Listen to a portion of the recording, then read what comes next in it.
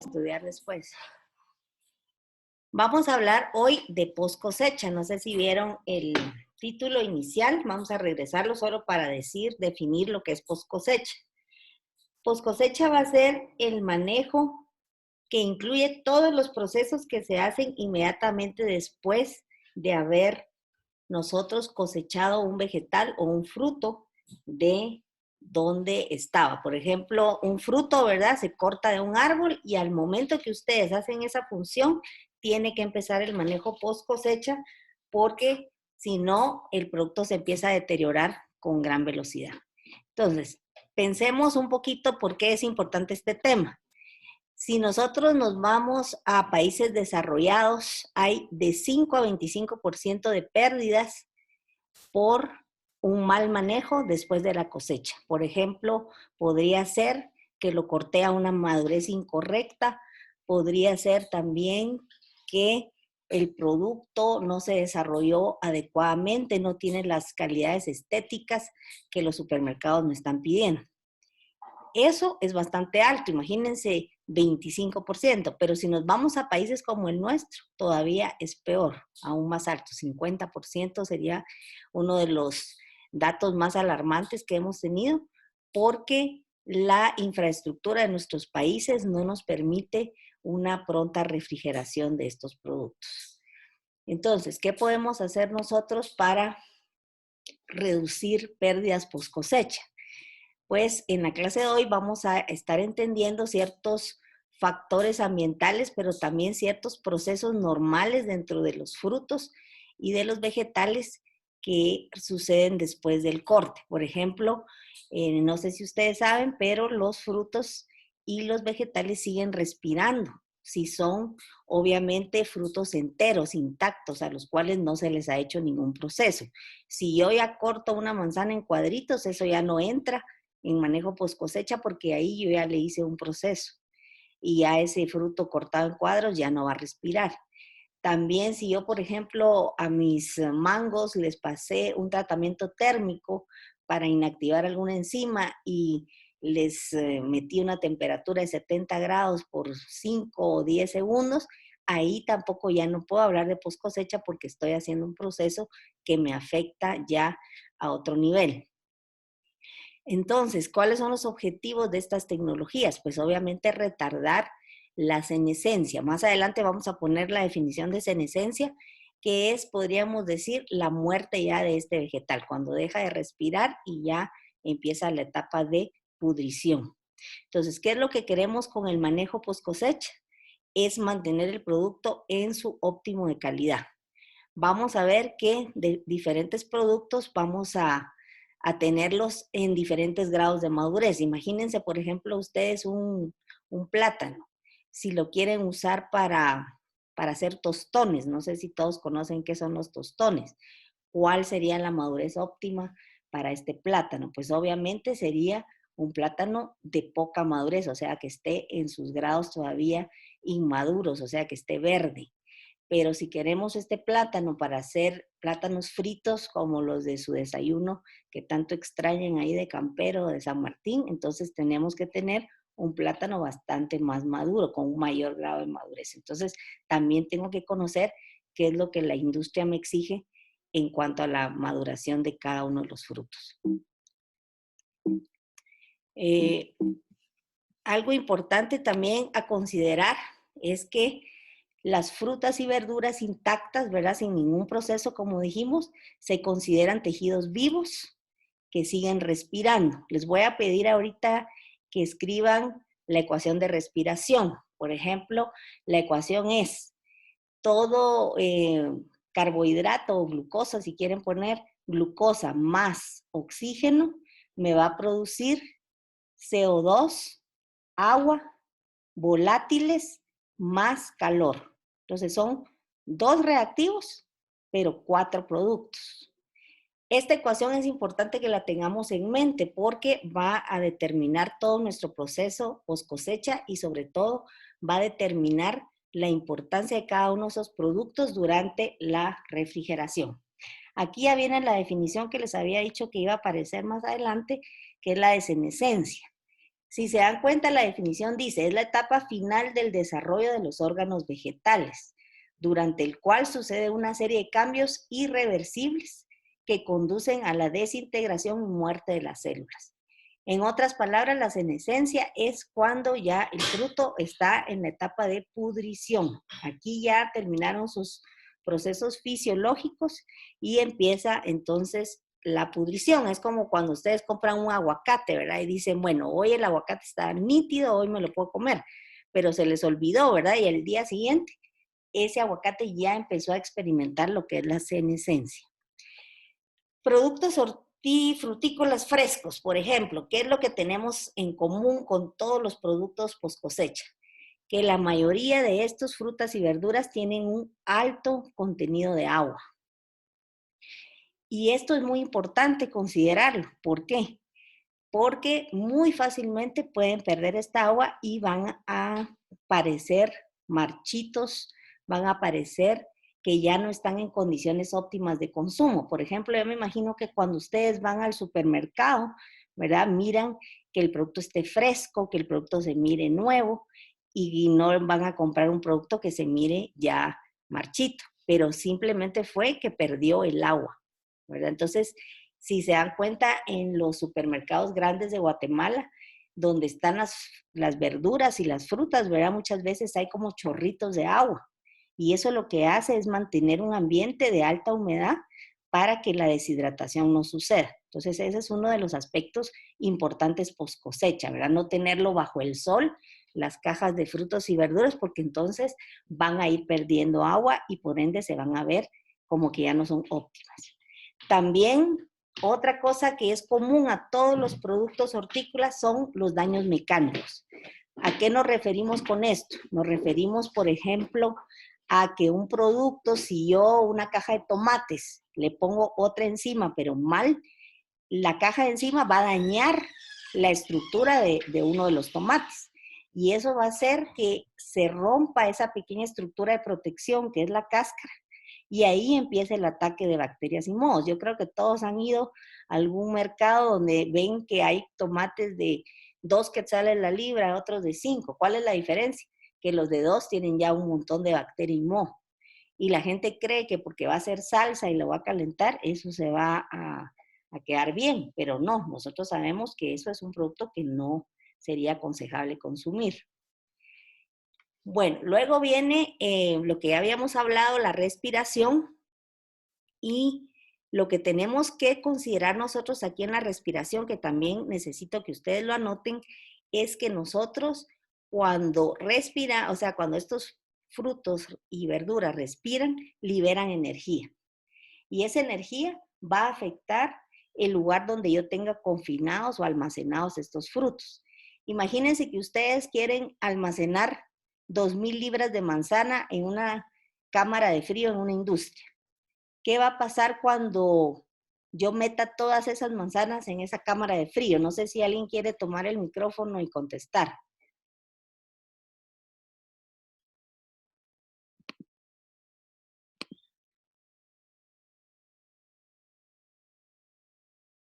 Sí, muy bien, la ecuación está bien escrita, la que me mandó aquí en el chat. ¿O soy yo la que no los dejo hablar ustedes? Bueno, si no me pueden escribir en el chat la respuesta, pero lo que sucedería es que en esta cámara de frío, toda esta carga de manzana respirando al mismo tiempo, produciendo calor, va a afectar la potencia de este aparato. Entonces, recuerden ustedes que yo tengo que hacer un cálculo de cuánta energía va a generar la respiración de estos productos que voy a almacenar para poder poner una cámara de frío que tenga la potencia necesaria y que no se vea sobrecargada por esa energía adicional de estos productos respirando adentro de la cámara. Otra cosa importante de este tema, imagínense ustedes que yo no tengo una cámara de frío y tengo mis productos afuera.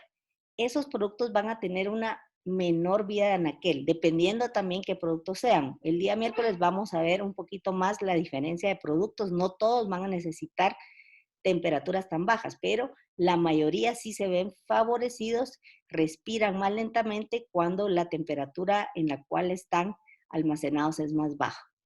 Entonces, otra cosa importante es que la pérdida de reservas, por ejemplo, de carbohidratos, proteínas y grasas durante la respiración, hay aquí efectos muy claros, como es aceleración de la muerte o la pudrición, reducción del valor nutritivo, que es algo que para ustedes es importante considerar, ¿verdad? O sea que a medida que este vegetal está llegando a su senescencia, está perdiendo valor nutritivo. También puede haber, aquí puede ser en algunos casos pérdida de sabor, sin embargo en otros va a haber incremento de sabor. Por ejemplo, les voy a poner el caso del banano. Si ustedes un banano lo dejan hasta su maduración máxima, o sea, bien cercano a la senescencia, va a ser más dulce. Incluso los chefs de hoy en día dicen que si quieren hacer usted un buen pastel de banano, usen bananos súper maduros porque va a ser bastante la dulzura. Y otro factor es la pérdida de peso. ¿Por qué? Porque estamos usando esas reservas de composición, que serían carbohidratos, proteínas y grasas, dentro del vegetal y los estamos convirtiendo en, otra vez, ¿verdad? CO2, agua, calor y volátiles. Entonces se está perdiendo peso del material a medida que va respirando. Entonces, acá quiero que vean esta tabla y dice, es una clasificación de productos hortícolas, pero de acuerdo a la velocidad a la cual respiran. Y aquí es bastante sencillo lo que vamos a analizar. Si nosotros tenemos un vegetal o una fruta que respira rápido, por ejemplo, una manzana, o tal vez el caso más puntual, ¿verdad? Para ponerlo en algo que ustedes conocen, como sería la cebolla, la papa, el tomate. ¿Dónde la guardan ustedes en su casa? ¿La guardan en refrigeración o la guardan afuera? No sé si alguien quiere contestar. En la refri. Ah, muy bien, usted sí la guarda en la refri, pero muchas personas, ¿verdad? No sé si la mayoría estarían de acuerdo, este tipo de productos lo guardan afuera. ¿Por qué razón? Porque si se dan cuenta, son los que más bajo respiran, entonces van a tener una vida de anaquel bastante larga y no van a verse tan afectados por temperaturas que no son de refrigeración. Sin embargo, ¿verdad? Si uno los guarda en refrigeración, pues no está haciendo nada malo, al contrario, ¿verdad? Todavía está aportando ahí a la vida de anaquel. Pero imagínense ustedes un producto como, vamos a ver uno que sea fácil de determinar, por ejemplo, la fresa. La fresa tiene una respiración alta. Ustedes se dan cuenta que si yo la fresa no la refrigero rápido, o la mora también, que está ahí a la par en la misma categoría, estos frutos sí se van a ver afectadísimos por tenerlos afuera de la refri, ¿verdad? Porque respiran demasiado rápido. Si nos vamos a productos extremadamente altos, su velocidad de respiración todavía va a ser más complicado manejarlos fuera de refrigeración. Entonces, la conclusión aquí sería que a mayor tasa de respiración, yo lo que tengo que hacer es un manejo a bajas temperaturas para que esta velocidad sea lo más lenta posible. Pero también me puede ayudar de otras tecnologías, por ejemplo, lo que se conoce como atmósfera modificada. Yo puedo poner, por ejemplo, CO2 en mi cámara de frío y lograr que así estos vegetales o frutas respiren más lentamente. ¿Qué es a lo que quiero llegar?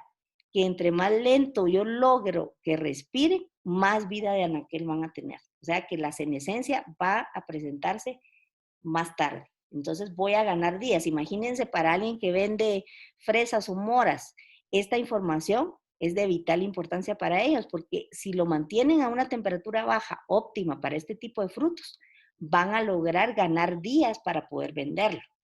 En cambio, si lo manejan mal, van a perder su cosecha, ¿verdad? Entonces, esa sería la importancia. Veamos ahora esta otra tabla. Tenemos lo que se llama el concepto de climaterio.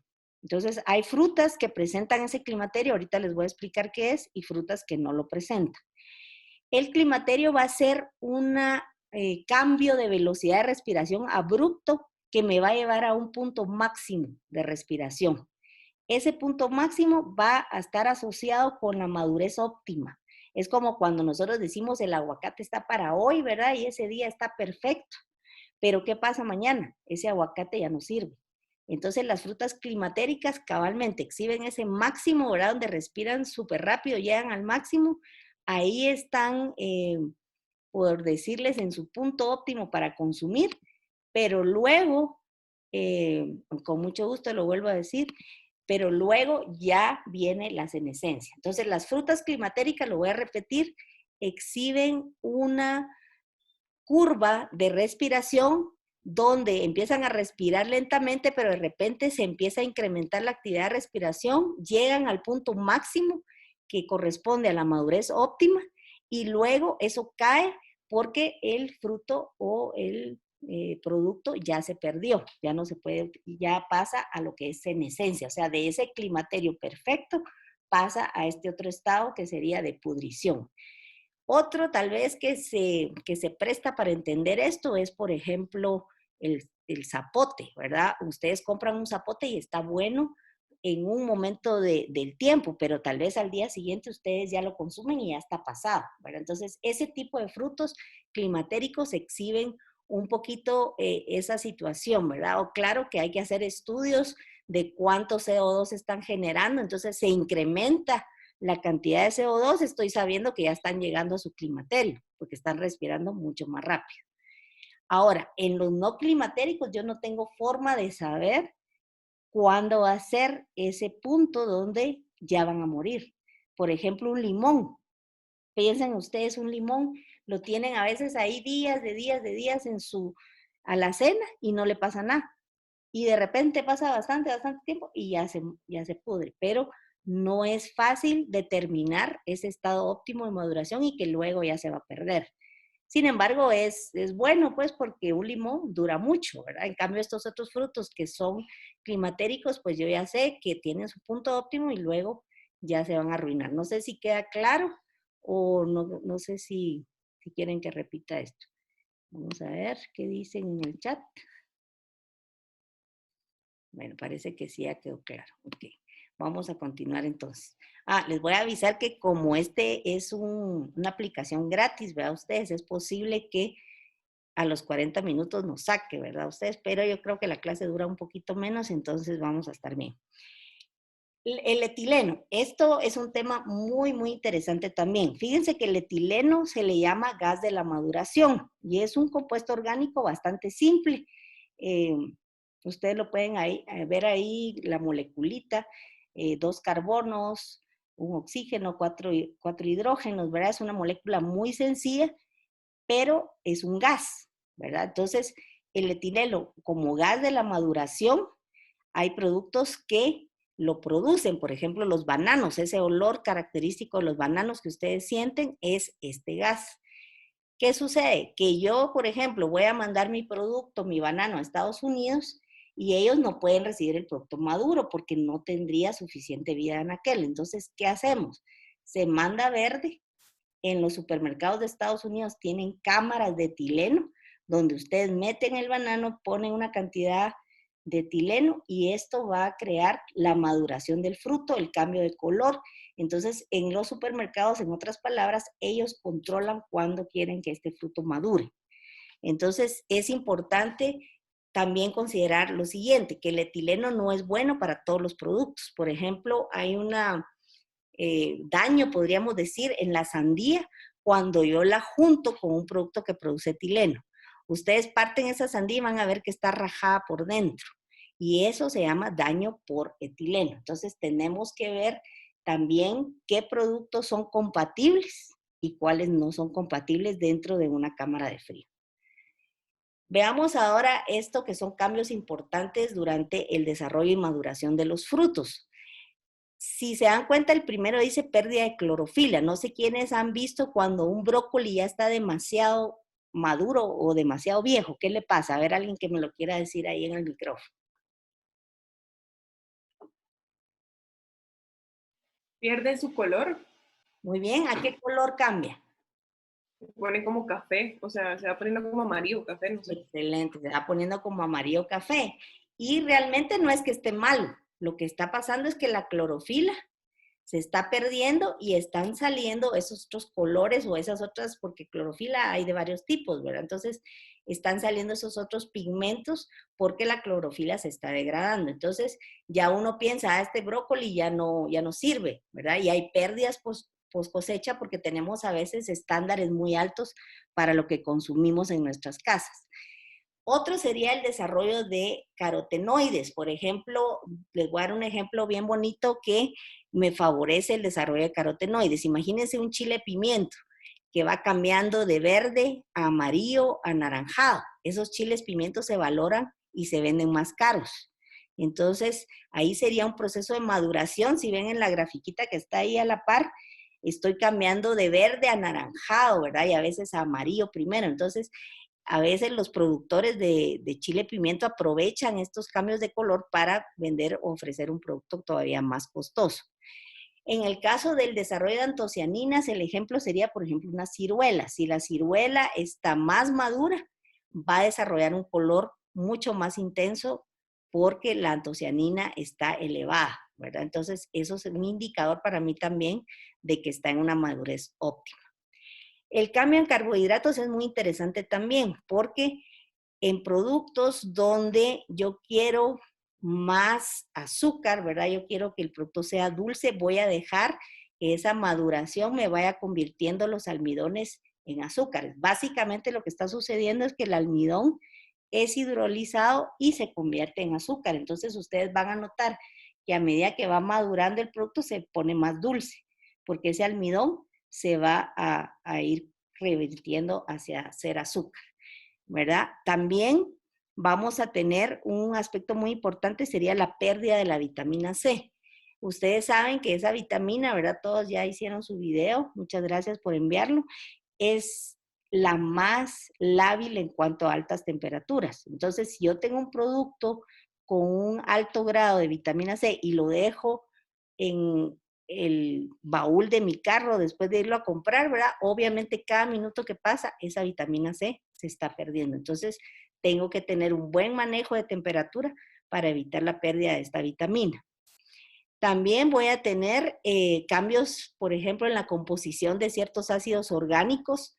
Muchos productos van a tener, por ejemplo, rancidez de los lípidos, ¿verdad? No, realmente no son cambios tan importantes como los otros que vimos del almidón y azúcar, pero sí hay de repente alguna pérdida del sabor óptimo de estos frutos, ¿verdad? Por estos cambios que se dan a nivel de la composición. Otro paso, o podríamos decir aspecto importante de la poscosecha, es considerar la transpiración. Y esto es parecido a cuando nosotros sudamos, ¿verdad? Lo que está pasando acá es que está saliendo agua del producto y se está evaporando. ¿Y eso qué significa? Que voy a tener menos agua en el producto y al final lo voy a poder vender por menos peso. O lo que hablábamos antes, ¿verdad? Se va a ver marchito. Entonces, ¿qué es importante considerar aquí o qué influye esta transpiración? Por ejemplo, la forma del producto. ¿Qué tan grande o qué tan pequeño sea el producto? Veamos, por ejemplo, el número 2, una relación entre superficie y volumen. Entre más pequeño el fruto, más fácilmente va a perder agua. Entonces nos vamos a ver más afectados en cuanto a la venta por peso, porque entre más pequeño el producto, más pérdida de agua, menos peso final va a haber cuando nosotros lo estemos vendiendo, ¿verdad? Entonces tenemos que tener una venta rápida de este tipo de productos, mantenerlos a humedades relativas, o sea, agua en el ambiente bastante elevado para que esto no se dé. Otra cosa que acelera la transpiración es si yo tengo un daño en la piel, por ejemplo, lo que hablamos del tomate, ¿verdad? Si hay un corte en la piel, que es la defensa que este fruto tiene, voy a tener una transpiración o una pérdida de agua más acelerada. Entonces, ¿qué tengo que cuidar? ¿Cómo transporto estos frutos? ¿Cómo los estivo? ¿Qué significa estivar? Es cuántas cajas pongo uno sobre la otra, cómo lo almaceno en la cámara de frío de mi industria, porque eso me va a determinar que no hayan daños en la superficie. Y lo otro, lo último que sería un factor importante es qué tan maduro está el fruto. A más madurez va a ser mayor la pérdida de agua que voy a tener. Ok, luego tenemos lo que es el deterioro fisiológico. Estos son ya ciertos daños que yo le puedo hacer al producto porque no lo manejé correctamente. Uno de los más comunes es daño por bajas temperaturas, el daño por frío o el daño por congelamiento. O sea, algunos productos son muy susceptibles a las bajas temperaturas. Entonces, aunque yo piense, ¿verdad? Todos los productos se deben refrigerar, vamos a ver el miércoles que hay productos que no aguantan o que les puede dañar estas temperaturas muy bajas. Con mucho gusto voy a tratar de ir más lento. Lo que pasa es que tenemos el tiempo contado en estas aplicaciones, ¿verdad? Ustedes, pero no tengan pena que esto lo voy a subir al portal para que ustedes lo puedan volver a oír o si tienen dudas al volverlo a oír me pueden escribir un correo.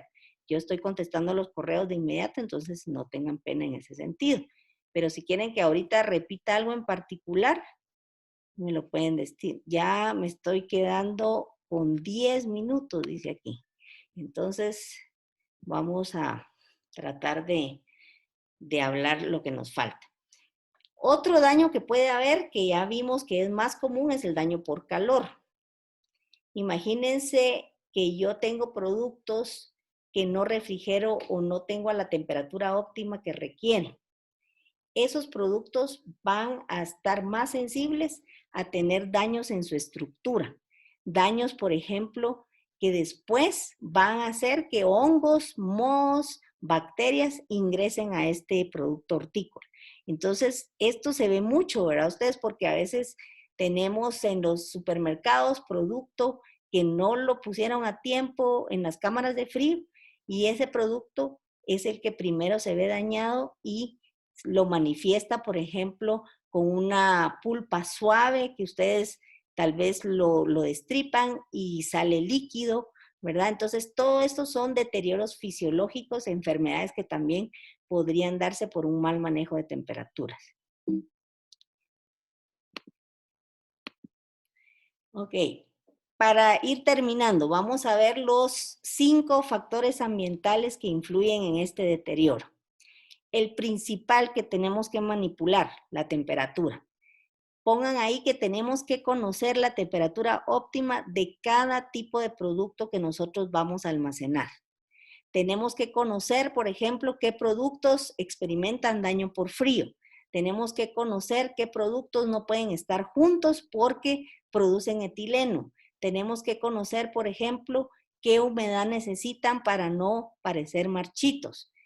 Con la humedad hay que tener un poco de cuidado porque si yo me excedo también, podría yo crear un problema de mohos y levaduras dentro de mi cámara de frío. Entonces tengo que tener ciertos intercambios de aire dentro de estas cámaras de frío. Lo otro sería la composición atmosférica. En muchas industrias grandes ustedes van a ver que en lugar de que sea el aire común, ellos lo cambian por composiciones de aire con más cantidad de CO2. ¿Y qué me influye eso? Volvamos a la ecuación de respiración.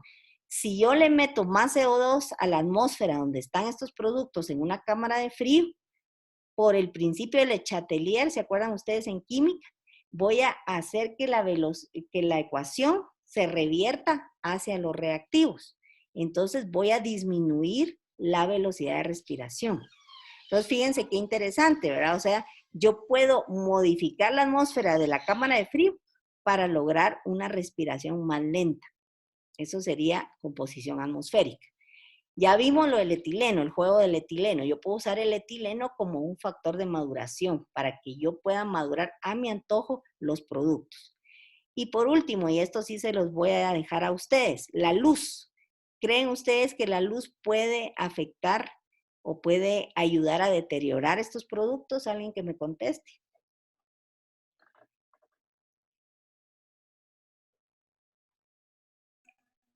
Sí, afecta porque algunas veces genera calor, entonces va a afectar en la maduración del alimento. ¿Es Jamie o no? ¿No es Jamie? ¿Quién contestó? Linda. Ah, Linda. Hola, Linda. ¿Cómo está? Pensé que era Jamie. Hola. Sí, No. muy bien su respuesta. O sea, la luz es equivalente a una fuente de energía. Entonces, muchas veces esto acelera el deterioro, porque Si yo estoy metiendo calor a través de la luz, por ejemplo, imagínense en su refri cómo es la cuestión de la luz. Cuando ustedes abren la puerta, la luz se prende, pero al momento que ustedes cierran, esa luz se apaga, porque eso estaría generando energía dentro de mi refrigerador, ¿verdad? Entonces es igual en la industria, las cámaras grandotas de refrigeración, pues tienen luz porque tengo que entrar a sacar las cosas, ¿verdad? Pero inmediatamente después la tengo que apagar porque si no sería una energía adicional que me está acelerando todo el deterioro de estos productos. Entonces, por ejemplo, vamos a ver algunos controles. Aquí, perdón, está mal lo que dice procedimientos para el control de temperatura. Obviamente es un termómetro. Yo tengo que tener un termómetro para poder saber en todo momento a qué temperatura tengo almacenados mis productos. Número 2, un control de la humedad relativa. Para eso tengo que tener un instrumento que me mida la humedad. Este se llama higrómetro. Un higrómetro con H. Este va a decirme a mí cuánta cantidad de agua hay en la atmósfera de donde están guardados estos vegetales. Yo puedo regular esta humedad, ¿verdad? Metiéndole agua a mi aire. También puedo regular la cantidad de humedad moviendo ese aire, sacando y metiendo aire nuevo. Entonces, la humedad se puede controlar, ¿verdad? A través de la adición de agua al aire y también a través de los intercambios de aire, que en otras palabras sería una especie de ventilación, ¿verdad? Y por último, vamos a tener que suplementar al manejo de temperatura y humedad, tengo que tener mucho cuidado con los volátiles. Imagínense que yo quisiera almacenar cebollas con manzanas. ¿Cuál creen ustedes que sería el problema? El sabor que le va a dar. Exacto, porque los volátiles, en otras palabras, son compuestos que imparten sabor. Entonces, voy a tener manzanas con sabor a cebolla, ¿verdad? Entonces, esos productos son incompatibles dentro de una misma cámara de frío. Tengo que saber que algunos productos producen estos olores extraños, sabores extraños que van a afectar a otros que tienen sabores más blandos, ¿verdad? Entonces, tengo que saber cuáles pueden ir juntos y cuáles no. Ok, y luego, ya para terminar con esta diapositiva, van a ver ustedes que acá tengo qué grado relativo o qué tan perecederos son los productos. Y estamos viendo acá su vida en anaquel potencial en semanas. Entonces, si es muy perecedero, eso quiere decir se va a descomponer muy rápido.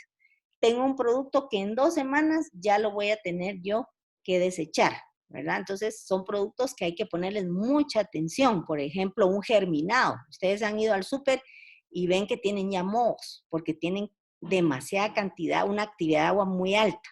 Las fresas también, ¿verdad? Las compramos hoy, no las sacamos de la bolsa, se nos olvida, ya están llenas de moho. Luego tenemos productos como los de más de 16 semanas, imagínense, tienen vidas de anaquel de 4 meses. ¿Por qué? Nueces, algunos frutos secos, obviamente porque su cantidad de agua está disminuida.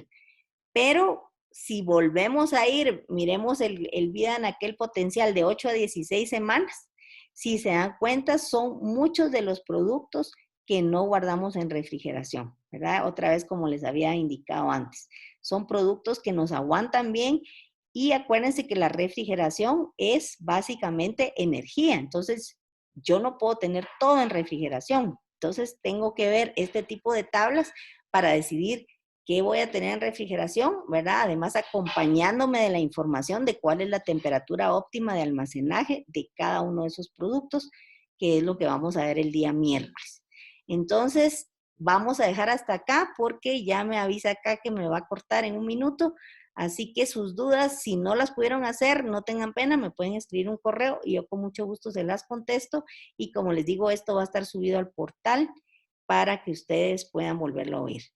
Ha sido un placer estar con ustedes. Les quiero mucho, los extraño, pero pronto saldremos de esta crisis y nos volveremos a ver. Así que deseo todo tipo de bendiciones para ustedes.